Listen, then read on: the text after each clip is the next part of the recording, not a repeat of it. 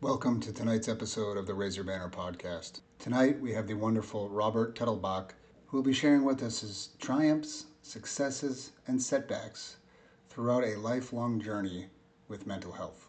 Stick around and enjoy the episode. This episode discusses potentially sensitive and triggering topics. Viewer discretion is advised, and as always, your mental health is a priority, and please consider either skipping the episode or reaching out to local resources. Remember, you are never alone. 3, 2, 1, 0.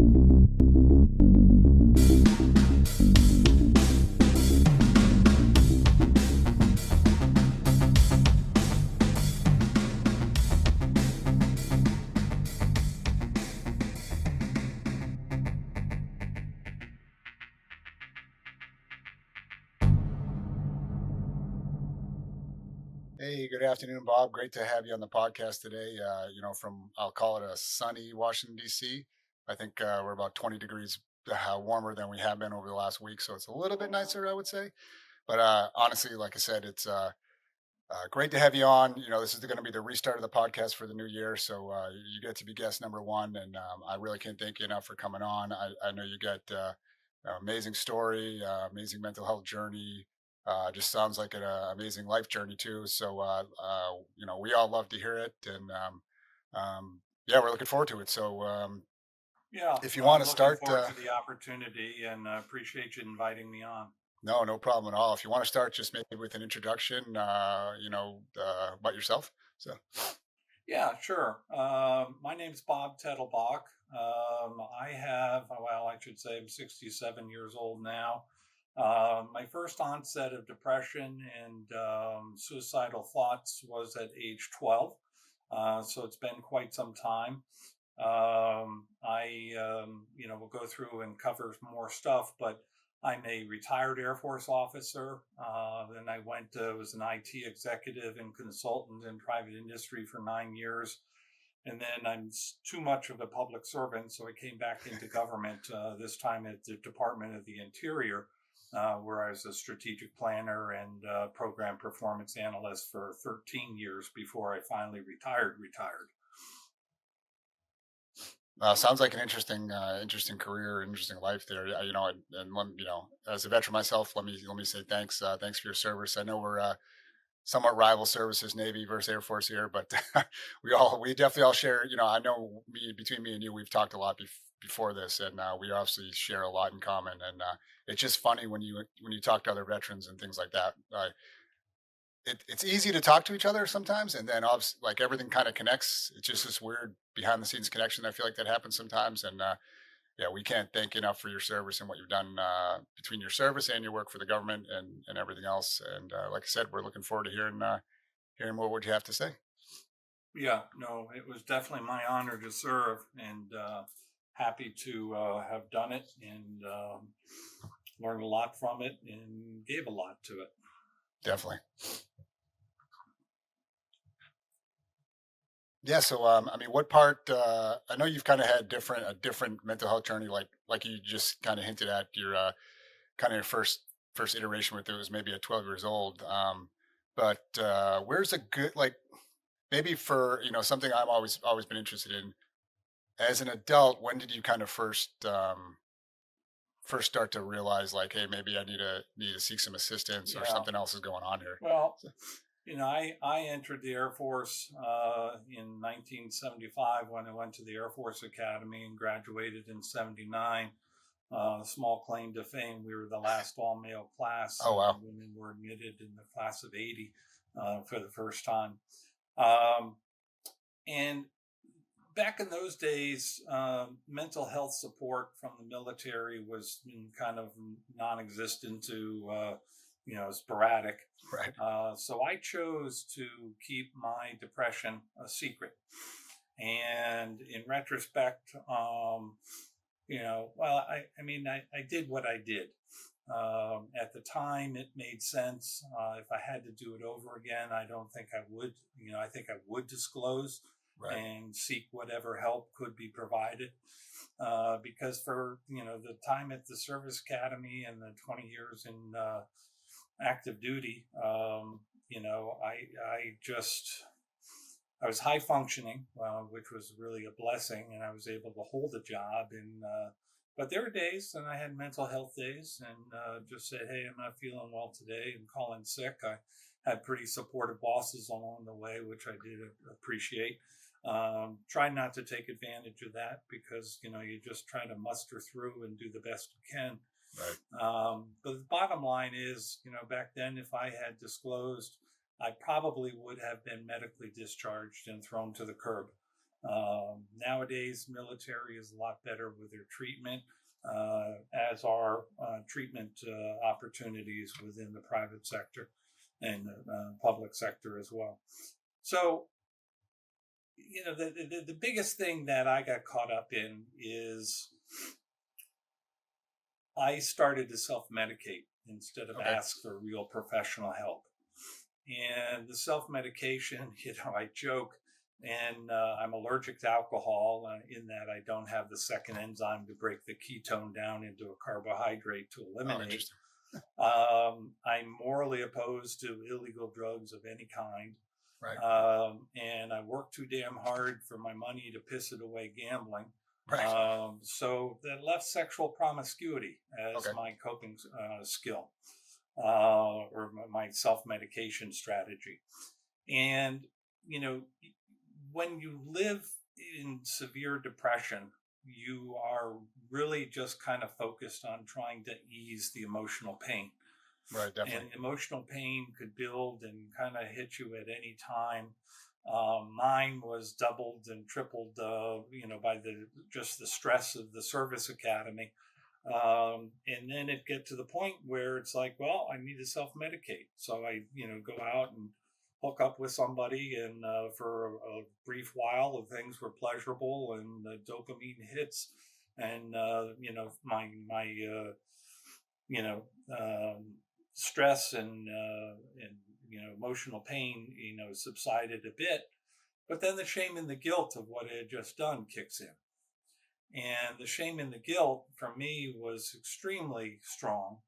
And I would beat myself up for making poor choices and doing what I did, and that would add to the emotional pain that was already starting to build from just the day-to-day stress of living and operating at a service academy. And so I'd have to go and find somebody else and ease the emotional stress. And that vicious cycle played over and over and over and over again for 33 years of my life. Wow, it's a long time. And, through marriages, and the thing that kind of caught up to me was my then therapist, because once I retired from the Air Force, my wife said, "Hey, you've got to go get a psychiatrist and get on medication, and you've got to get a therapist to help you." The therapist, when she found out that I had been self medicating with sexual promiscuity, she ended our session early, and she gave me the name of a discreet lab to go to have blood work and urine work done to check for every known STD to mankind Right. and known to mankind at that time. And Now, not just only out of that, but I curiosity, had to go what year home was and I this? had to tell my wife what I had done and have her go get checked. That was the hardest day of my life, and to shatter her love and her support and her universe in one fell swoop made me feel about yay big. Right. Right. So And she I didn't wanted know to before just. this, right? I'm She sorry. she really didn't know at all before this, right? No, she did not. Gotcha. Um, and the birth of two kids, and she covered for me a lot with, my mental health challenges. And, I come home from work and I'd be totally mentally exhausted. And it's like, can you take the kids? They've been kind of ornery today. And it Right. was the last thing in the world I needed was two ornery kids. But, you muddle through and you do the best you can. Um, the but what I really want to say to all of this is for people who are thinking, hey, I've been struggling with what I think is depression or anxiety or bipolar or what, doesn't matter what the mental illness is. If you think you need professional help, get it. Right. Don't live in darkness, and don't try to self medicate your way out of the issue, because it's only going to just snowball on you and make things worse for you, regardless of what your self medication strategy is. Um, Strategy, that's too strong a word for it. It's just, kind of you're grasping for straws at that point. Right. Um, Something that'll take the edge but off, or something that'll you help. need to Right. be ready to be in therapy. Right. I my wife made me go. I wasn't ready. I didn't want to start talking about myself and about what I was feeling and everything else. In fact, I remember going into one of my therapy appointments, 10 years into therapy. And when I got a new therapist, and I'll explain why in a moment. And I said, well, don't talk to me about any of that, feeling stuff, because I don't have any feelings. I'm an analytical person and I think. And she told me years later that it was all she could do not to laugh in my face at that remark. So, you don't know what you don't know. And, but for the first 12 years of my therapy, and I've been in therapy now for 27 years. So for the first 12 years, I just was showing up. Right. I wasn't putting in the work. Okay. I didn't want to get better. The one therapist that I had, I went saw her on a weekly basis. Her office was across the street from Burger King, so I would go to pig out and fast food, before, during, or not during, but before or after, or both. And that's the only reason that I kind of kept going to those meetings. And she would write down every word I said. And I said, what are you doing? Writing a book? And she said, well, this is important to document what you're doing. And she never asked me questions. It just was a bad fit. Right. Right. So while I'm talking about bad fits, let me just say that, you have to have the right rapport with a therapist and a psychiatrist. If they're not serving you and you are the customer, then you need to find somebody else. And, you know, easier said than done, because one of the biggest laments that I hear from friends and other people who are struggling with mental illness challenges are, I can't find anybody who accepts my insurance, or I Right. can't find anybody, period. Right. And so they finally get somebody and they feel like, oh, I finally have a therapist. And they just assume that that's the one for them for the rest, of the, time that they're in therapy. If it's not a fit, it's not a fit. No. And call it out, and be honest. The therapist won't get upset. You could say, hey, this is just not a good fit. I don't feel comfortable.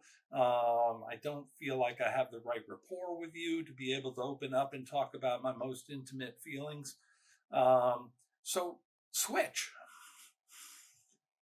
I agree. And And I've been in similar situations. And it's funny that you mentioned the whole insurance thing, and it's almost like I want to call it a circus here in the US of how things work, but there is a thing to go the distance, you get all the way there, and you have a psychologist, and then they don't work out, and then, like you said, having to restart that whole process again, which could be a while, and you already need care, and you're already potentially like maybe not open to it, but you're going right.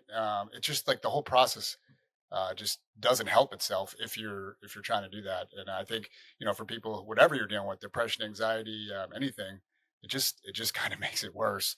I've yeah, been lucky enough, the few bad fits I've had, I was easy enough to get other. I was still in the military, so it was kind of easy enough to get other appointments.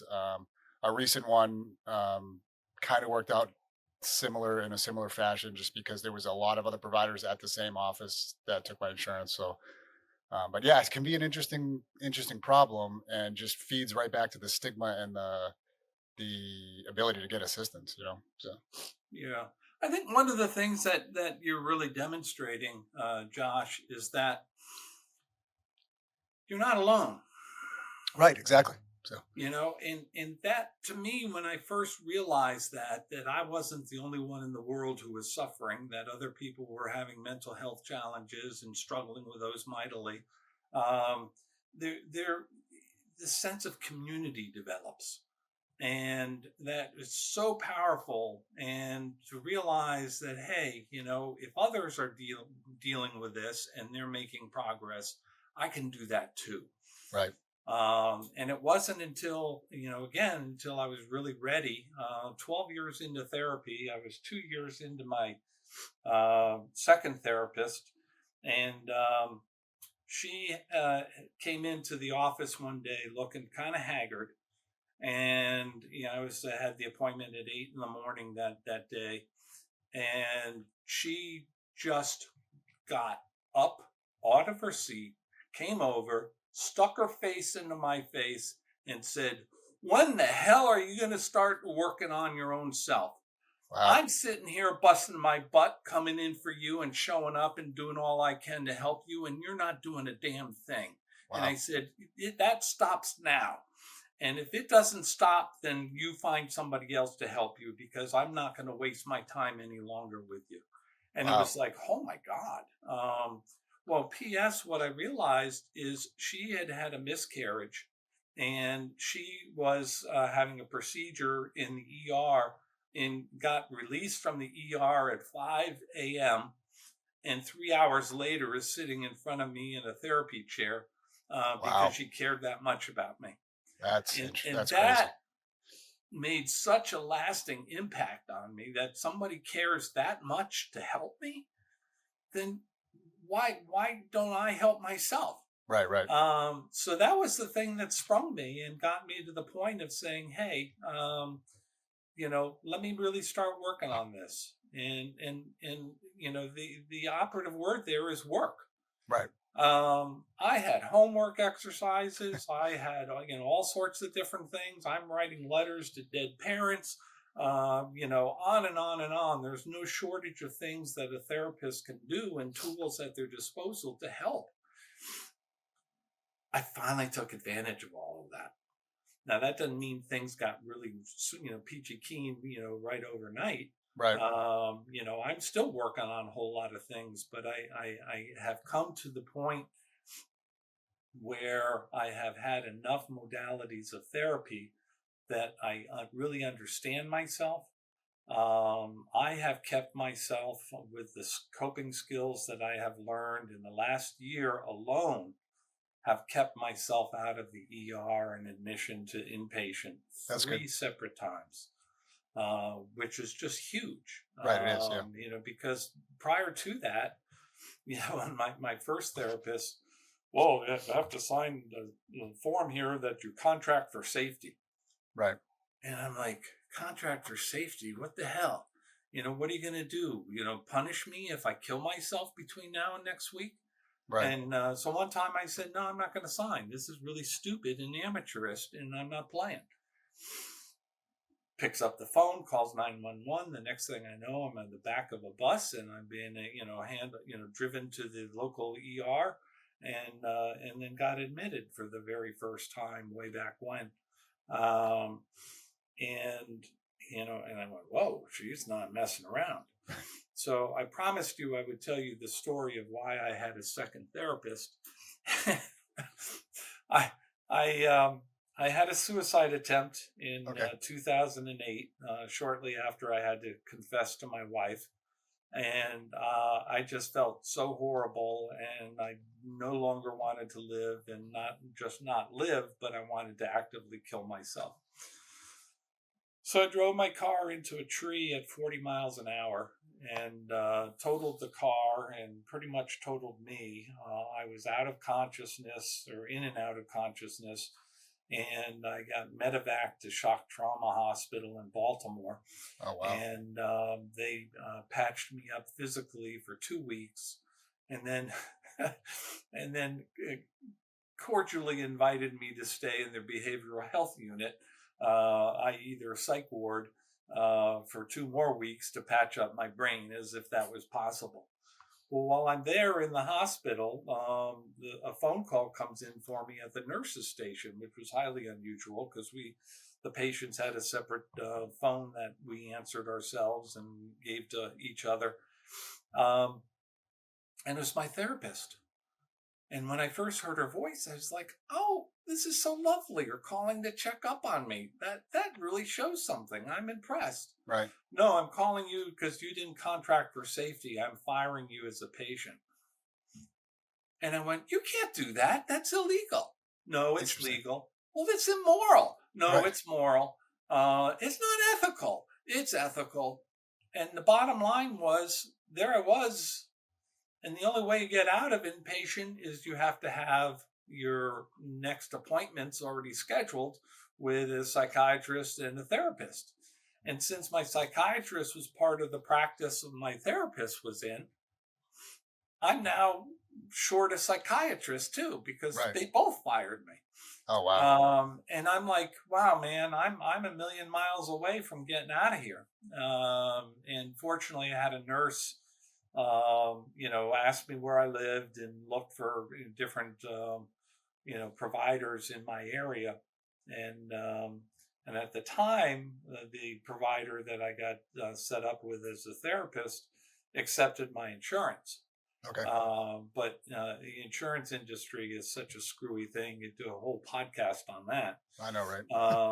And that it became just one of these, well, I'm not going to bother with insurance anymore, and became private pay. And I'm fortunate that I have the means that I'm able to do that. But how many hundreds of thousands of people don't have the means and the ability to go private pay for psychiatric and therapeutic care? I agree. Yeah. That's a real travesty. Yeah. And it's, I think mental health, I mean, we all lived through COVID a few years back. But I think mental illness is as much or more of a pandemic. And there really should be a mental health czar in the White House, in my opinion, and being able to coordinate all the different care at the private sector, public health service, et cetera, et cetera, et cetera. So, yeah, we're Yeah. not going to fix that here in this podcast. Right. That would make sense, though. It's an interesting idea. Definitely. It's funny you mentioned the pay out of pocket for your own care. When I first started seeing somebody regularly, I think I was an E6 at the time. As an E6 back in early 2000s, pay wasn't bad, right? Depending on how well you budgeted. But back then, the stigma of, security clearances and this and that and trying to get mental health care was alive and well. I mean, it's alive and well today. It's definitely a bit better though. So I kind of did a similar thing where I was doing weekly appointments, at $125 a pop. Um, that eventually started to catch up to me financially. I said, well, I can't sustain this. At some point, this is, uh, too much. And at the time, I ended up I was actually on a exchange program with the Canadian military, and I actually reached out. They had a really good, or I had actually went to Afghanistan with the Canadian military, and they had a really good intake and kind of outtake thing. When you went to a deployment and came back, you had to see mental health. And on the way back, I actually, went through their little intake from coming back from deployment and realized, okay, maybe I can get help through their mental health thing, and that's kind of what I did. So I ended up working out in that aspect, but yeah, it was still kind of the whole paying out of pocket and trying to sustain that for me back then. I realized quickly was not doable, and like you said, how many people now? I know people even now can't afford copays, let alone paying for a whole appointment. So Yeah. it's just interesting. It's kind of definitely a problem we want to tackle somehow. So Yeah, it's a real issue. And for the people in the audience who may not be military, your stressors are just as real as the stressors of people in the military. Maybe they're a different flavor or whatever, but stressors are stressors. and you should need to be mindful of those and be able to try to address them to the best of your ability. Um, I recently did a presentation on psychedelics for Shepherd Pratt Hospital, Okay. and I was one of three panelists. The first panelist was a the expert in the world on psilocybin and psychedelics and help for psychiatric care.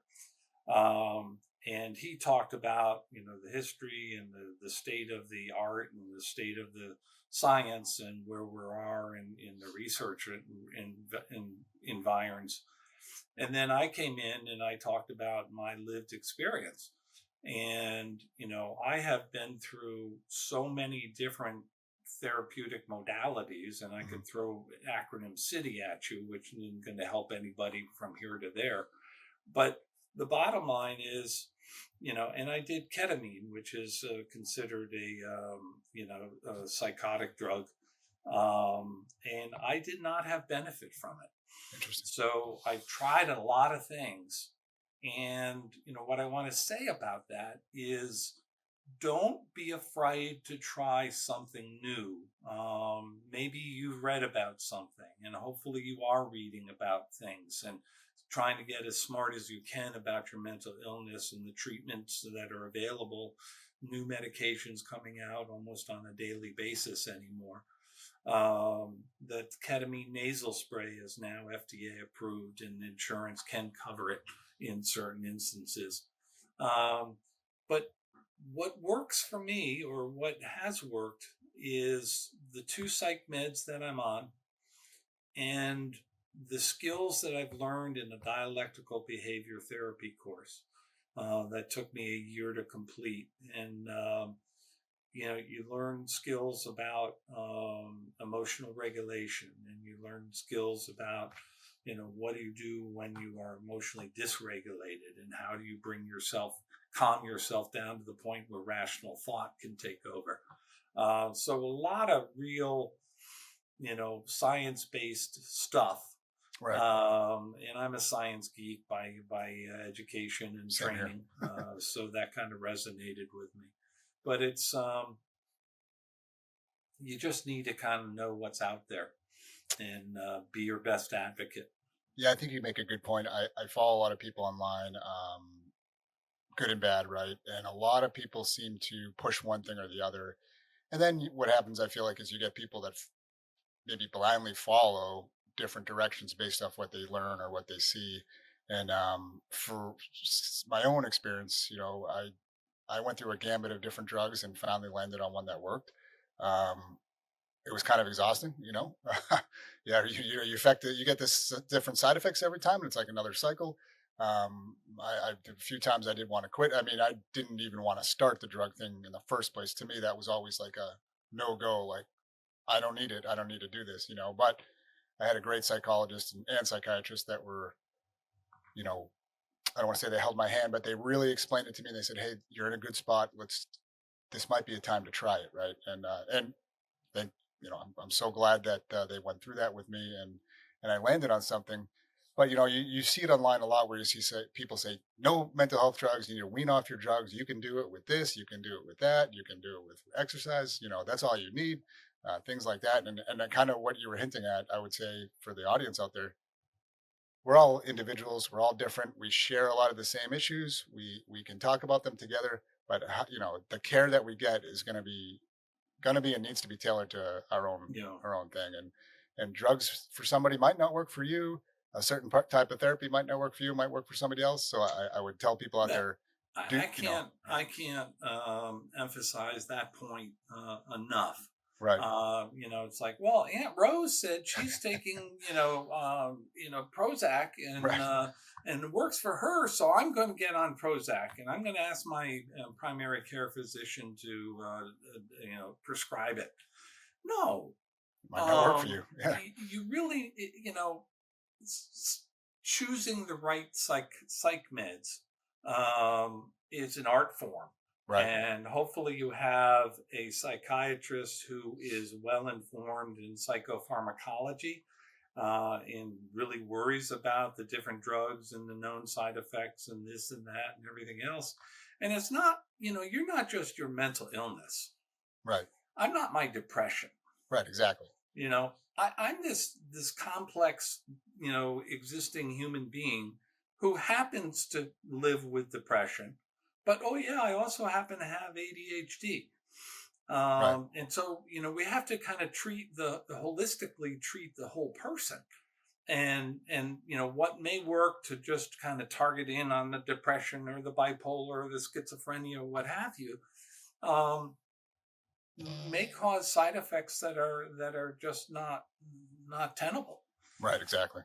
So it's you need to be informed, you need to advocate for yourself, but you need to really have a good rapport and a trust with your prescribing doctor. And some people have a a physician assistant. Some people have a primary care doctor that handle the psych meds. If you can, and if you can afford it, I would say try to find somebody, a psychiatrist who specializes in psychopharmacology. For sure. Yeah, I have a mix. I use a psychiatrist for one of my drugs, and uh, one of the other ones I've been on for a long time now. That's just managed by my primary care, which kind of makes sense in that case. But the other one, which it's been kind of a learning process with over the last year and a half or so. I'm still seeing the psychiatrist over that, and I think we've finally dialed it in. And but I would agree with you. The psychiatrists definitely know what they're doing for the most part. And like you said before, sometimes those might not be a good fit either. um, I had one that weaned me off a drug the wrong way, and I ended up in the ER twice within 48 hours with severe withdrawal symptoms. Even though he said it was probably some sort of food poisoning, which Yeah. I don't know how that happened, because it seems like it was the opportunity, and the timing was off for that, and it was a pure misery for about 48 hours. But like Yeah. you said, good fit with certain doctors is important. One thing I wanted to ask you, or a couple things. Can you just back up to that course you were talking about? I'm not really familiar with it. Was it? Sure. Is it something you just did by yourself, or you had to go to the No, go no. to a This thing this for I it? took. It was therapist led, Okay. and it's called dialectical behavior therapy, or Okay. DBT. DBT. David Bravo Charlie, or Tango. Yeah, I forget my phonetic alphabet. Take me out of the uniform, and all that stuff goes by the wayside. Um, it I had done cognitive behavioral therapy or talk therapy Right. for 24 years. And at the end of 14 years with my second therapist, who I love dearly, and she literally saved my life three separate occasions by getting me to the ER when I didn't know well enough that that's where I needed to be. Um, Anyways, she said, I got nothing more for you. And I really think you would benefit by taking this dialectical behavior therapy program. And she had a friend of hers who owned a practice in Bethesda, and was able to put me in touch. Well, she reached out and found the right therapist for me, somebody who was close to me in age, who had a lot of years of experience, and ended up working with this woman named Mary. And the training, we there's four different modules in this 400-page book Oh that wow. you use as a guideline to go through. But we had weekly skills group training, Okay. and I, it wasn't group therapy. We weren't helping one another like you would in traditional group therapy. I likened it more to a class. Okay. We were learning about the skills, and we were practicing them and doing what you would in a normal, educational setting or training setting. And then we would have individual therapy with that therapist once a week.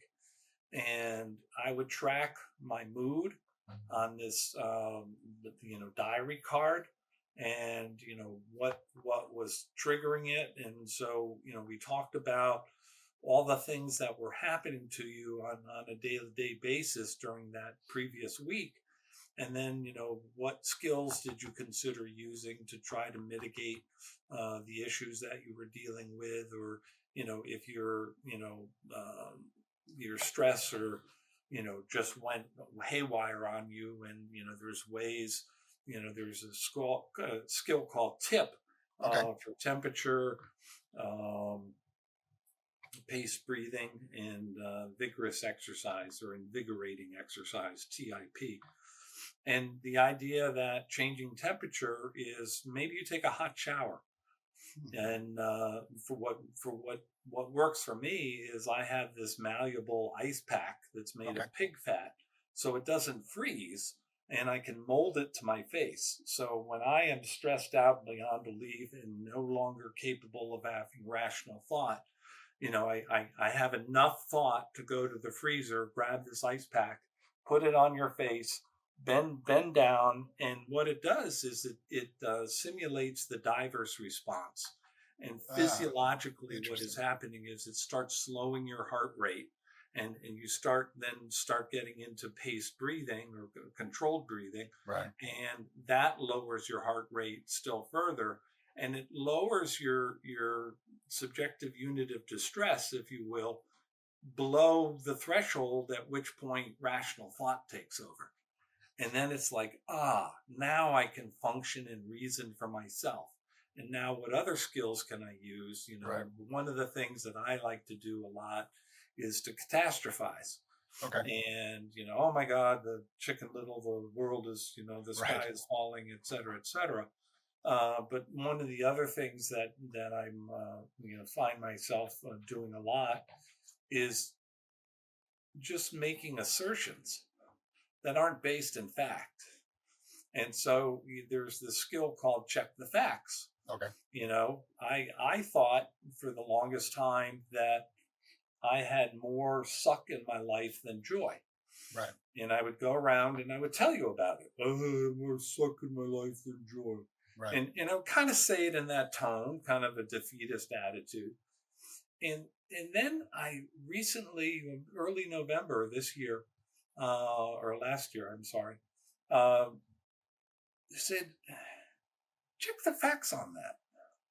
So I started tracking my mood from awful, bad, okay, good, and great. So five scale, word picture. Right. And then I journaled. Why was it a good day? Why was it a great day? Why was it an okay day? Why was it a bad day? What happened? And since I started doing that in early November of 2024, I have had 3 okay days. I have had 2 bad days, and the rest, no awful days. And I've had the rest good and great days. Oh, wow. That's And that awesome. includes 8 days of being bedridden twice with flu like symptoms. Right.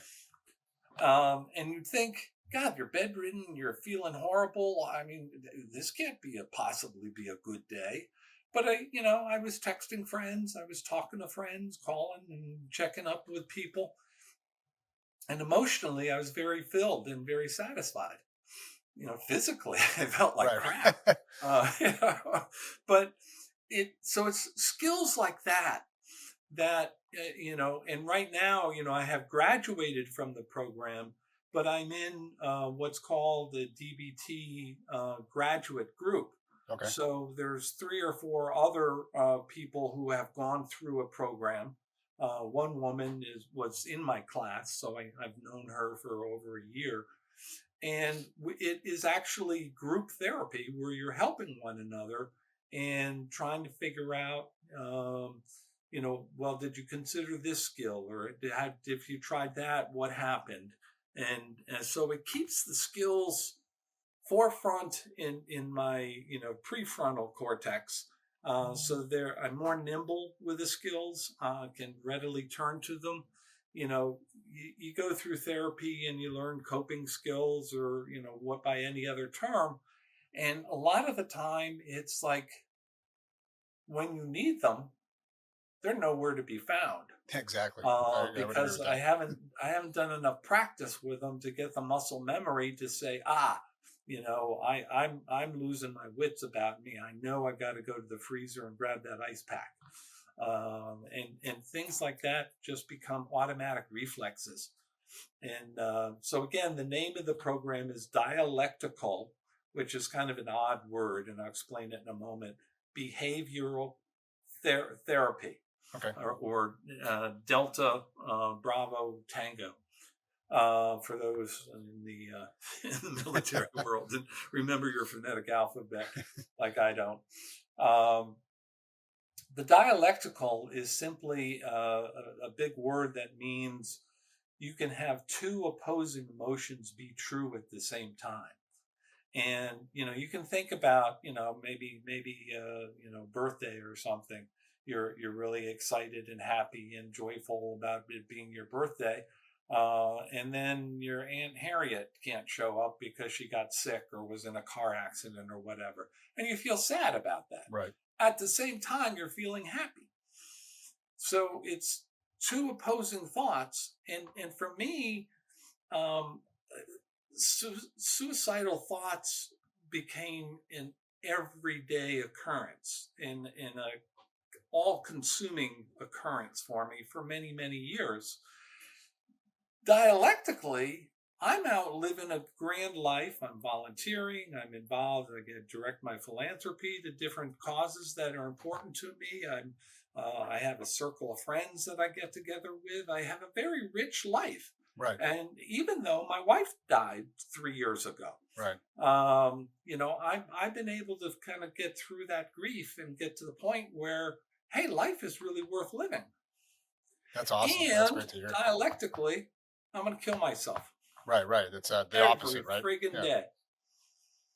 But I finally gotten to the point where I have eradicated that suicidal thought, and I am really making some major changes.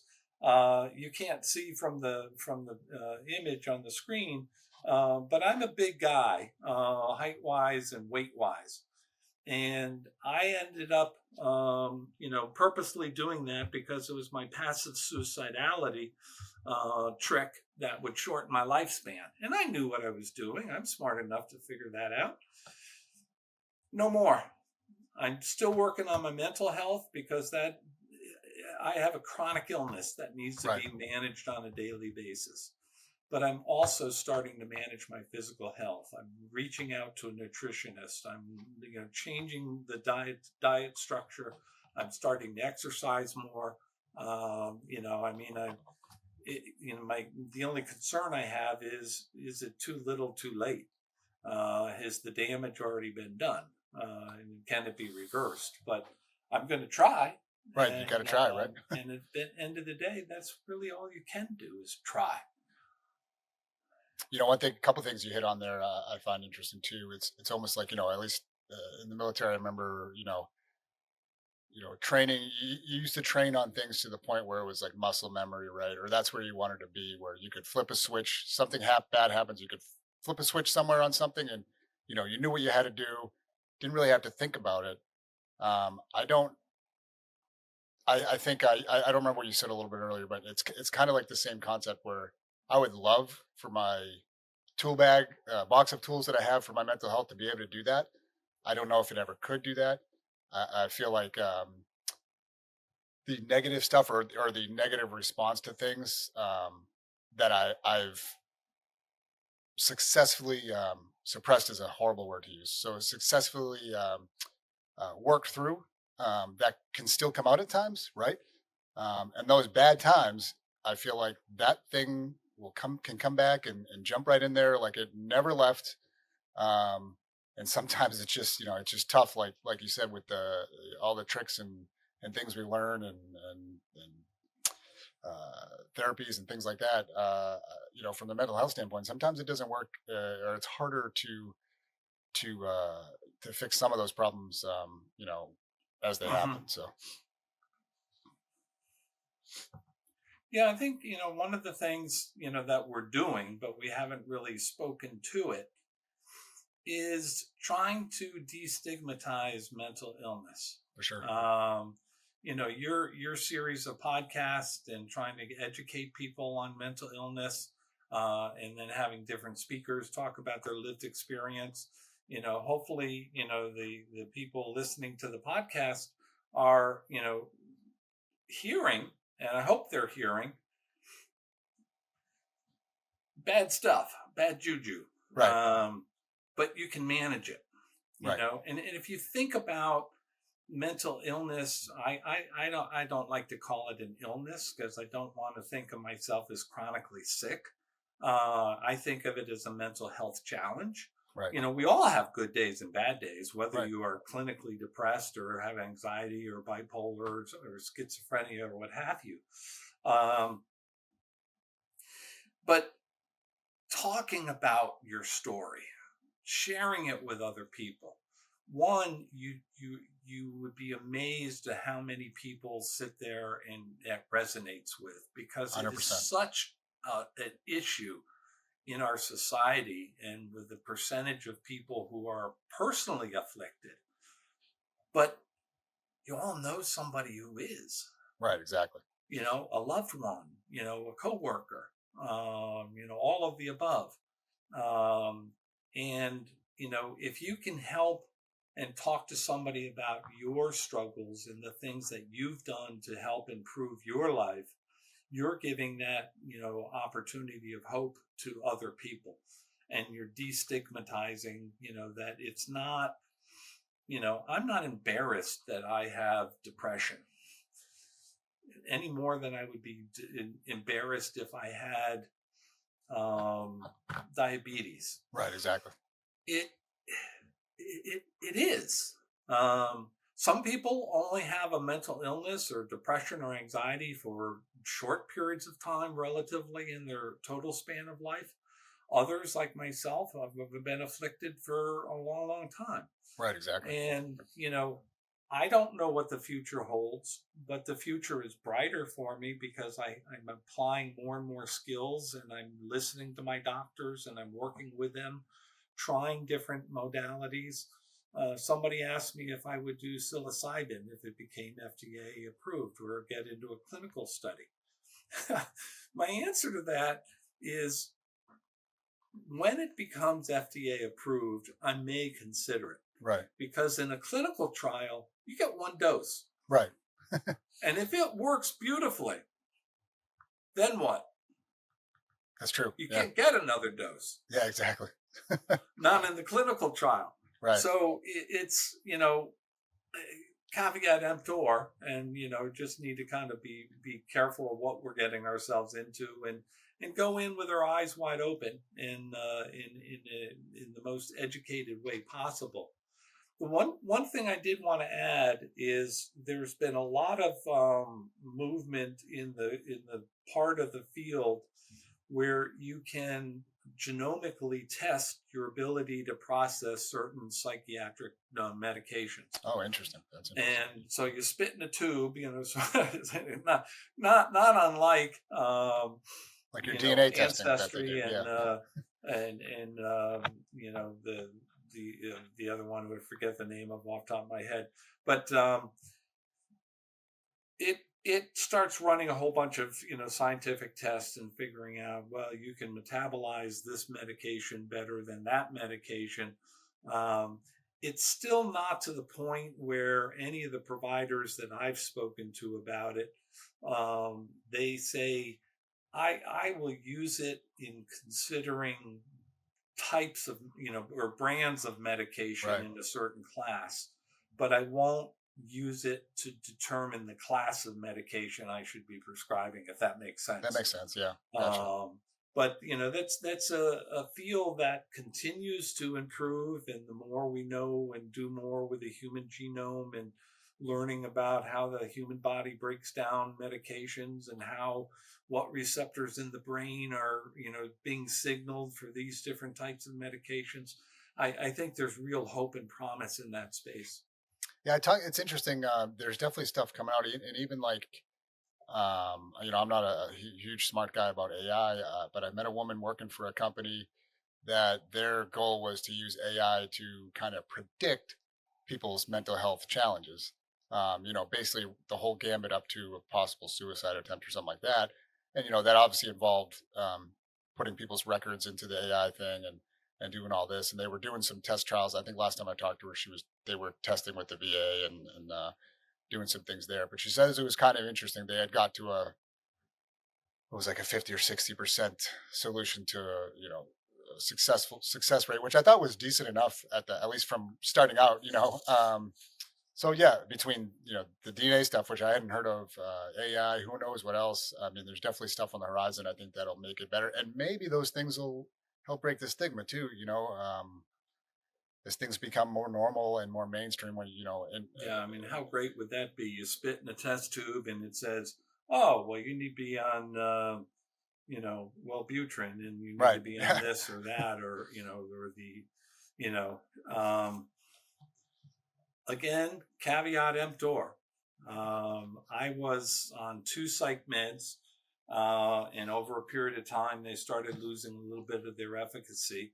So the doctor, the psychiatrist at the time, prescribed a drug called Abilify, hmm and they didn't know all that well then, but they now this class of drugs can cause tremors and movements in your hands and feet right, and face, and that's a condition called tardive dyskinesia. right.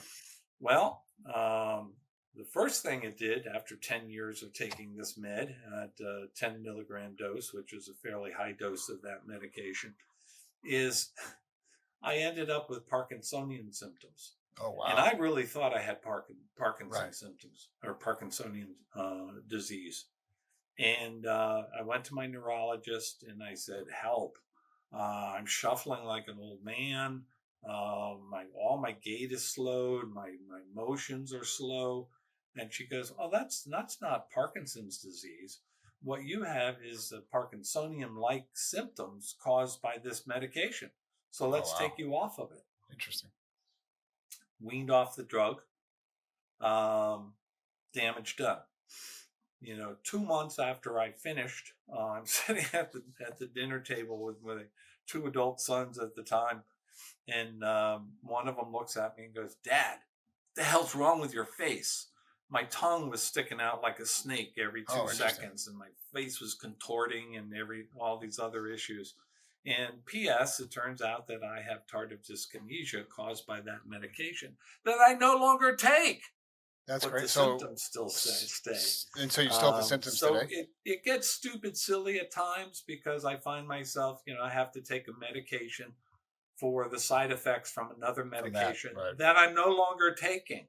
right, right. And it kind of drives me a little batty when I think about it, but it's just one more thing to deal with. And I'm on a medication dosage that I still have facial twitches and tweaks, and my hands kind of shake and carry on and play the piano and do whatever it's going to do. And now it's kind of like an old sweater, Right. I mean, I've had it for a while now, so I've kind of gotten used to it, and it's just it's just the tardive dyskinesia speaking.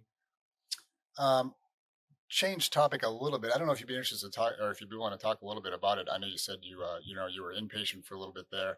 I think one thing that I think scares folks when they're is getting to that point, or going to that point, or what's going to happen to me if I have to go inpatient. I know a lot of people go like directly to the like kind of you said earlier, the catastrophe, thinking like I need to get mental health help, but I'm going to go, they're going to commit me or something like that. I don't know if you want to talk about it a little bit, just kind of like the experience of being an inpatient.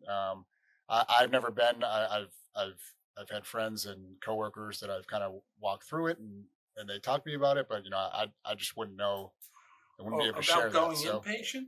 right, like what's your day to day like if you're in there for a few days or a week or Yeah. a month, So Well, what people need to really understand is that what inpatient programs do is to stabilize your mood. They're mhm, not healing you. Right. Right. That, you're typically in there on average 4 to 5 days. Some people stay longer, as needed or whatever. The idea most of the time, what precipitates a trip to the ER and then admission to a behavioral health unit is suicidal thoughts Okay. that become, you're starting to have plans and you're starting to really think it through, and you're really kind of consumed by it. That you got to get in front of that thinking. Right. And the first time I went, I spent probably a good 4 hours pacing up and down the my room and the shower and everything else. And damn it, do they think of everything that could be used to harm yourself, Right. and they remove it. And so it is as physically as safe an environment as you can possibly find, because people who are still suicidal, well, okay, maybe it's not jumping off a building, but maybe it's you know poking my eye out with the bristles of my toothbrush. Right. Right. Yeah. And hopefully I'm not to keep having people go, oh, that's a thought, I hadn't thought of that one. Yeah, I had a lot of thoughts, so I got a lot of plans and a lot of ideas. But um, I've been in most of the behavioral health units in the DMV, Okay. over time, and some are better than others. And what makes them better is not the facility, although it's nice. Times I've had a private room, other times you're sharing a room with somebody. It all depends on what your stances are.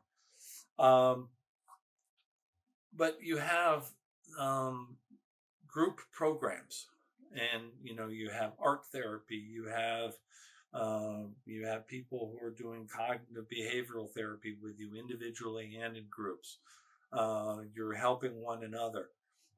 There's socialization around meal times, and they encourage you to socialize with the other inpatients. And because you know I feel like the wily old veteran. When I go into these places, I'm twice as old as the next youngest person, or next oldest person, I should say. And I could teach the course Right. and run the programs because I've seen them done so frequently, and then I have a lot of knowledge that I could bring to bear. And and a lot of times I think that I'm speaking up too much, and that I should step back and let others talk, and let the therapists talk, Right. because they're the ones who get paid to do this, and have the requisite training and knowledge to do that. But I've had more and more therapists tell me, and they said, speak, take the whole time to speak, because people are listening to you and your lived experience with total rapture, and because you've been there. Right. Exactly. You've It's that walked the connection. walk. Yep. You know what it's like, and you're imparting wisdom on people that can really, really help them. And the therapist can say the exact same thing as I'm saying, but other patients are hearing is Charlie Brown's parents, wah wah wah wah wah wah.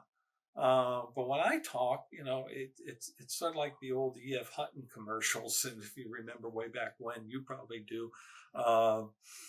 And the whole premise was, when they speak, people listen. Yep. Well, that's kind of what it's like when I speak. Not that I'm the sagest or the brightest bulb in the pack or anything of the sort, but when you have a lived experience, people want to know about it. Hey, you did ketamine. What was that experience like? Can you explain it to me? Can you Right. explain the process of finding somebody who does ketamine treatments? You've done transcranial magnetic stimulation. You've done electroconvulsive therapy. What were those things like? What was the difference? What benefited? What didn't benefit?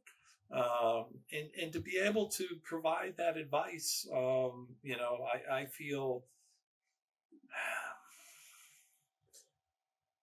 I feel kind of honor bound to do that. And, I volunteer a lot for the National Alliance on Mental Illness, or NAMI. And I live in Montgomery County, Maryland. So I've, helped the local affiliate. Right. And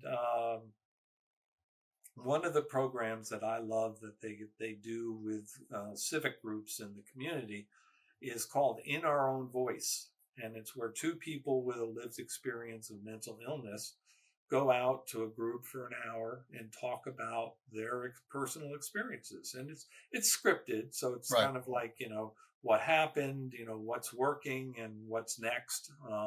You kind of chunk it into three different segments like that. But the feedback, we do it to a group of nursing students at Montgomery College over in Tacoma Park. And it's typically after their psychology module that they do in their program. And then we come in and talk. Most of the times I draw the after lunch crowd. Right. And these are college students who are busy and tired and, sleep deprived and everything else. Not a single head on the desk, not a single person on their cell phone, not a single person having a side conversation with the person next to them in the seats. They are riveted on what the two individuals are talking about. And then feedback. Oh, I didn't know. I think I have depression. Right. Or, oh my gosh, you just described my brother. Right. And you get these the rawest and the most honest feedback from people who you can see the tangible benefit that you're bringing to them.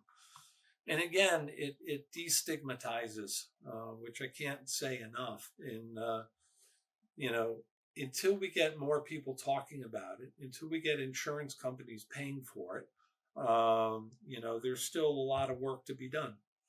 I agree. I think one of the most important things, and I've tried to preach to as much as I possibly can, is just the talking piece.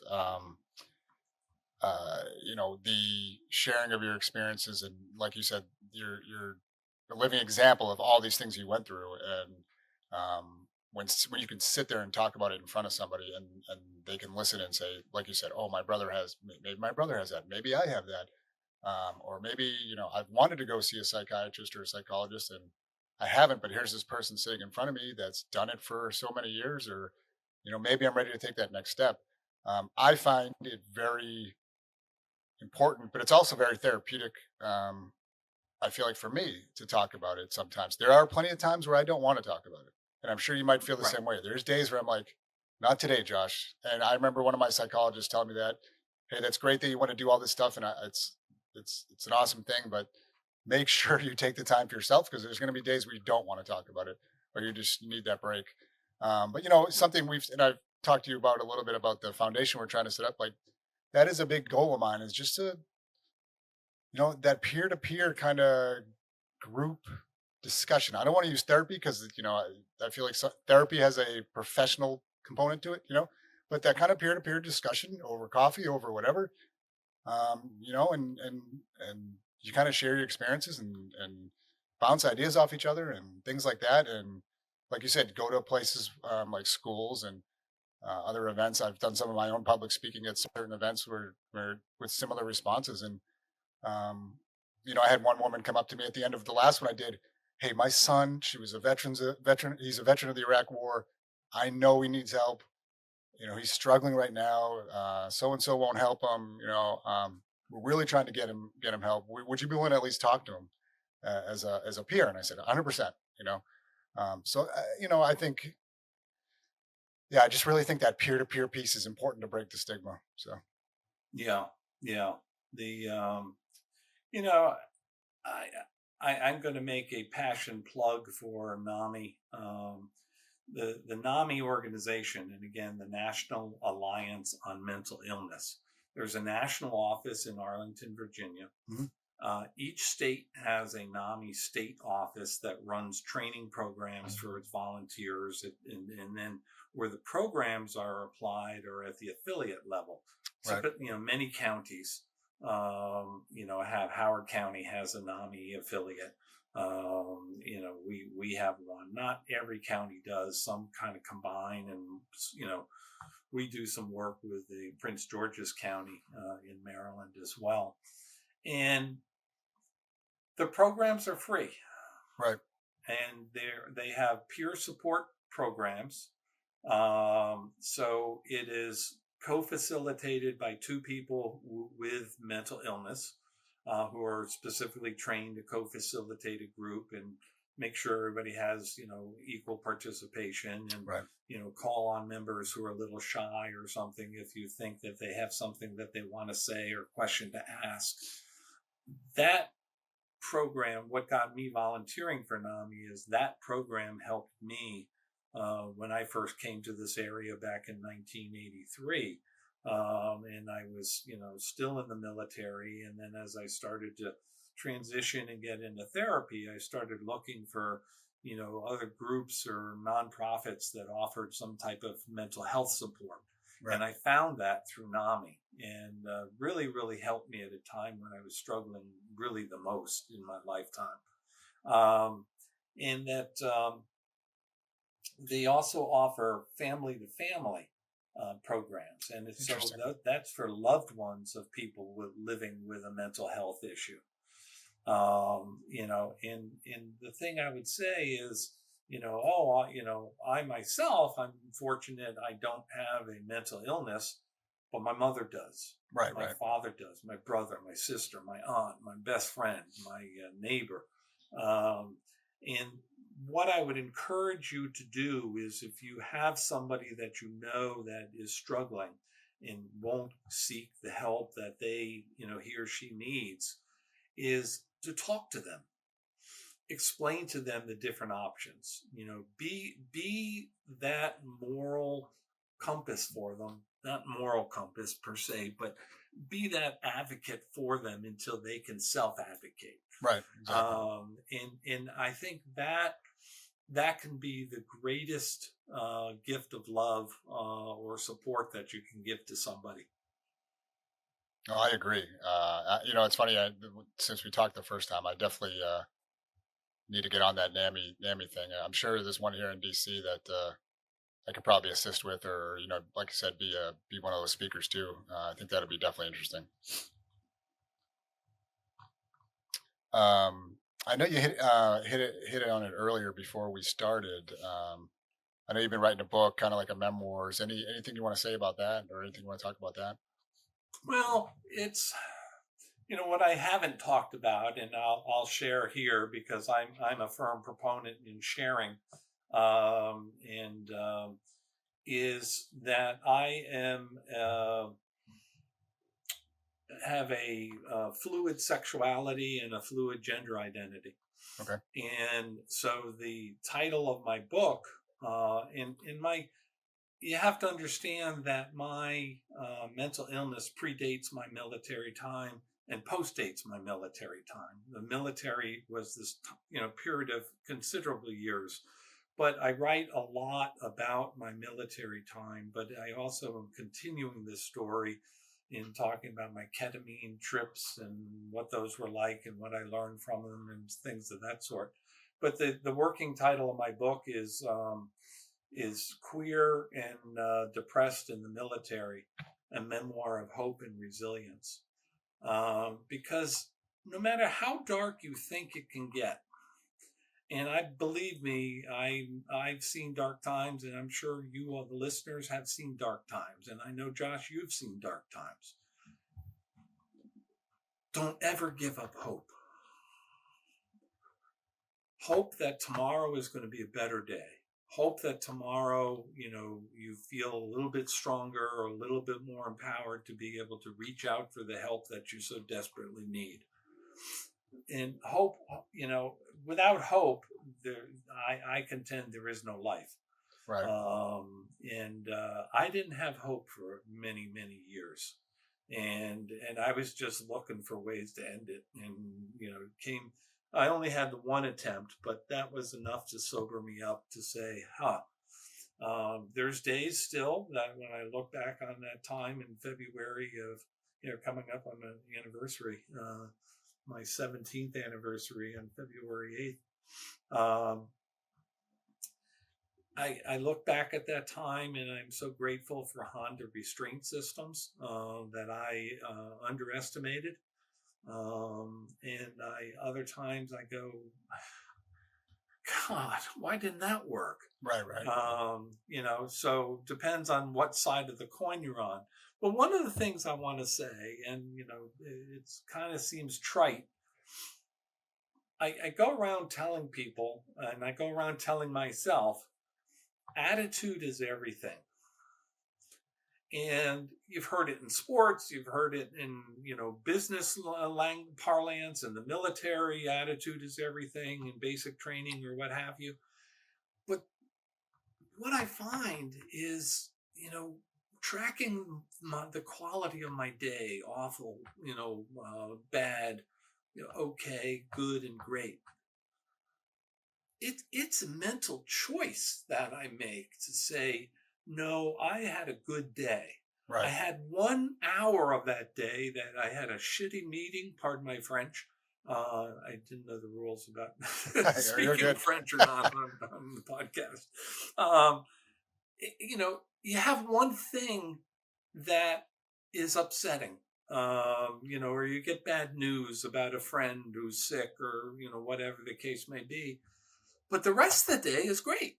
But it's easy to put that day in the bad negative light, right? From that one incident.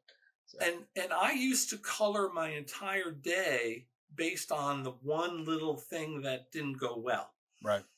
Now I can parse it out and I can say, I had a really good day, except for that, sad phone call that I got from my friend who's sick, or whatever the case may be. And it really, it matters, It does. and it's contagious. It is When you contagious. You're right. start having a positive attitude and outlook on things, you're looking for positive things to take away from life instead of looking for the suck in life. That's true. And boy, did that. I recently came to this conclusion. I tell people that 67th year is a charm, Right. and then we keep learning, and the day we stop learning is the day that we die. Right. So we're always learning new things, and we need to be open to those new ideas and those new concepts and challenging old concepts that aren't serving us well. No, I agree. It's funny. I didn't realize it. Even my wife kind of picked up on it. I have a very dark sense of humor, kind of observational comedy type thing, which I think couple those two things together can be a very negative thing. And then I would intertwine other like real negative things that are going on, and sometimes that would turn into a whole, like you kind of said earlier, like, oh my god, my day's ruined off this one little small event. Um, for a good example for me, and this kind of goes back to my anxiety, my ADHD a bit. The other day, I was crossing the street in front of the apartment building we have here in DC, and there's a bike path, right? And I couldn't see the bike coming because there was a police car there with the lights on, and the lights were bright enough that you could not see anything coming down the lane. So this guy screamed at me, because he didn't want to hit me, and he was coming past the police car, which I just couldn't see him. And I took that as a negative thing at first, thinking like, "Oh man, this guy just yelled at me. Who was he? What the heck?" Um, Even though he was just trying not to hit me, right? I didn't do anything necessarily wrong. I was gonna walk in his path, but for the first like half an hour after that hour, it was really like from the ADHD mind, it was really spinning in my head, like replaying this really small event, right? Nothing happened. The guy just was going to hit me by accident. He would have hit me. No harm, no foul. But for me, it turned into this kind of like, never ending negative event all of a sudden. First thing in the morning, 7 a.m., right? And I'm like, Well, and that can absolutely color your day. it can. But I was able to break out of that and realized, okay, hold on. There you This go. isn't a negative. This is a one little time thing. Nothing bad happened because of it. It really wasn't a negative thing. He was just trying not to hit me on the bike, right? And Let's move on with your day. And the rest of the day turned out to be a normal, okay day for me. So it was good. But it's interesting, Yeah. that line of thinking. And So an event like that, you could have chosen to let it color your day oh, 100%. Yeah. and Yep. week Yep. and month Yep. Yeah. It just and builds on and each other. and ruminate about that experience Exactly. and go, God, that guy yelling, what the hell, and concocting this whole little, vignette and story in your head about what was really going on. And here the guy was just concerned for his safety, Yeah. and he yelled at you, and probably appropriately because you didn't see him, so you can't say it was your fault. But the outcome could have been a lot worse, and the Well, guy could have been, he was going fast smithereen enough. on the Yeah. bike. He was going fast enough. It would have probably done some damage. But and it's funny. That's where I hate when people say, "Well, can't you just get over it?" Right? It's like even little things like that for some of us that deal with mental health things. Getting over it is not a concept that works, right? Yeah. It's not just an easy, hey, you should just be able to get over that, man. No big deal. Well, that's not really how it works. So I admit to being an impatient driver and quick to road rage right. in my younger years. I'm slowing down physically, but now when somebody doesn't use their turn signal, instead of saying "you moron" and beeping the horn, or making a personal one fingered salute Right. wave, I just say, "Oh, the car was so expensive you couldn't afford the turn signal option. I Yeah. forgive you." Yeah. Or the person who cuts you off in line to get one car with closer to their destination. I always envision that they have a 9.5 month pregnant wife in the car, Right. and they're trying to get to medical attention so they don't have to deliver the baby in the car. And I just concoct these stories. I mean, Right. some of them are like, wow, that's pretty bizarre. Um, but it really helps me calm down and realize, hey, and I guess the other thing to say is, a lot of people are stressed and have a lot of anxiety over what's happening in the political segment or whatever. Well, you know, some of us are going to be happy some years when our guy is in office, and other times we're not going to be, happy. But the bottom line is, we're all in this together. Right. The other day, coming home through rush hour on Rockville Pike, and I just paused at a traffic light, and I went, huh. Everybody in the cars around me are trying to get home. They're wanting to get home to be with their loved ones. They're wanting to have dinner, at a decent hour, and it's just it just changed the whole focus I It had, does. rather than idiots on the road and cutting you off and this and that. We're all of the same stripe. We're all human. Yeah. We We're all all have our trying to do the stressors. Yeah. best we can for ourselves and our loved ones, Right. and provide for them. And so, I really, I don't see enemies in with political stripes as a lot of people do, and that to me, that's a red flag. If you start thinking of other people as enemies, Right. Right. we're not at war with them. No. You know, that's the only appropriate time to use the word enemy. Right. If you're in a full fledged fight with them. We have different ideas or different ways to go about achieving the same things for posterity, and helping our families survive, get our kids a good education, and launch them and have them get out in society and make their mark. So, anyways, I'm waxing poetic and philosophical, but I couldn't do that years ago. Right. And here you are now. Right. Yeah, and it. my political PTSD, you know, and it's been going ever since I've been aware of politics and living in Washington D.C. area where the Can't national escape it. news is the local news. Right. You kind of get a steady diet of it, and it kind of kind of causes dis-ease or disease. So You know, I've always found it interesting. Like, I love going. One of my things is going to get coffee. That's just my thing. I enjoy sitting at a coffee shops. 99% of the time, I'm going to have a fun. I'm going to relax. I people watch. That's kind of my thing. And I always like to think, what is that person over there hand jamming away at their laptop? Stressing out. How is their day going? I've always just been somebody that has that kind of like you said, we're all in this together kind of mentality. I get on the elevator 2 or 3 times a day, at least here in the apartment building. I don't know how many people live in this building, thousands. I don't know, hundreds at least. And you get in the elevator with 6 different people. Well, there's 6 different things going on in that elevator, right? And I've always made it a point, and people have laughed at me for this. I always try to say hello or ask people how they're doing, and which is why I've made it one of the slogans for the foundation, the Raising Brandon Foundation. But I feel like it's important because you just never know. Like, I get in the elevator with a person and I say hello or good morning, or ask them a question. Whether you get sometimes you don't get a response, sometimes you do. well, But sometimes people are just in their head and they don't hear you or they choose not to, respond.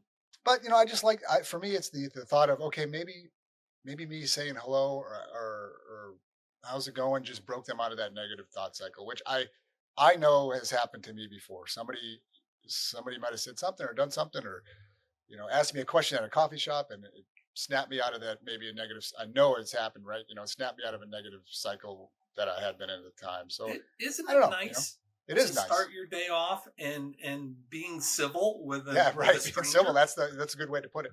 Well, it goes back to this, and I feel like this is a really fundamental part to all of this. Just care for each other. Like, it isn't a hard concept. You know, it's hard to implement. It seems like, but for a lot of people, but I can be as completely opposite to you on every aspect in the world, politics, this, that, whatever, but I can still care. Like, I can have some caring for you. I'm not a real religious person, but religion teaches about caring too. So I don't know how that all intertwines and people end up not caring. But I feel like from the mental health standpoint, if we just care for each other, I think that would go a long way. I find going out of my way to treat other people nicely is, and you may not get validation from them that, Right. oh, thank you, oh, yeah, happy day to you too, or Right. anything of the sort. But just by me making that choice to reach out to others and connect and have that community with somebody, a stranger in the elevator or what have you, I just find so empowering, and it sets me in the right mental state for my day. Right. And I talk about, for a long, long time, yeah, I've known I've had depression since age 12, even though I wasn't diagnosed. I mean, I knew what it was and how I felt, and being suicidal and watching my dad get remarried and standing in my new stepmother's living room and watching that whole thing. I Right. just wanted to walk out the front door and keep going and kill myself. Those were pretty traumatic times. But what I've learned over time is to be kind to myself. And I'm starting to really delve into the whole world of self-compassion. Mhm. And, I used to live for external validation. Right. Oh, somebody pinned a medal on my chest, or somebody gave me a good officer proficiency report. And Well, it's I like must be doing that's that well or immediate whatever. endorphin hit, right? But what can you do for yourself? Right. How can you motivate yourself? How can you take care of yourself and give yourself some grace? For We sure. do it for our friends. We do it for everybody else, right? Why not do it for ourselves? Yep. And get that self intrinsic motivation and feedback loop going. And then, if the external validation isn't coming on a given day, that's okay. I can generate my own. I lived a good day today, and I did a good thing, and I feel really good about myself. But I find that with my mental health challenge, euphemistic way of saying, um, it's a chronic illness. Right. And it has to be managed on a daily basis. So I allow myself more time in the morning. I listen to a 5-minute guided meditation on gratitude that I find so powerful. I mean, there's so many thousands of them out there. There's different apps. You can get all this stuff for free. And I finally started doing that. And what a difference. It just sets my frame of mind and puts me in the right perspective to start my day. Sets the tone, right? And I compare that to days where, like this morning, the alarm went off. I had to jump in the shower, and I allow myself 15 minutes for the shower, and then I dry myself off, and I throw my clothes on, and I scurry out the door, and I go to my first appointment, and and I haven't taken the time to mentally be present. Right. And those days don't go quite as well as those. the other Those days. are the good days versus the great days. That makes sense. Well, look, we've talked about a lot. I know we could probably go for another 3 or 4 hours. Oh, yes, we could. But I think as we're coming to the end of at least this episode, is there anything you else you'd like to just leave the audience, leave with the audience here before we sign off? So. Yeah, no, this is, I've really enjoyed being here and talking with you. And that's really what it felt like, was just having a conversation. So, I was, it's the first podcast I've ever done. So it's like, how do you do that? You get a little bit of a social anxiety or For sure. anxiety over the effort. But, What? I hope, the people listening to this, really, we threw a lot out there.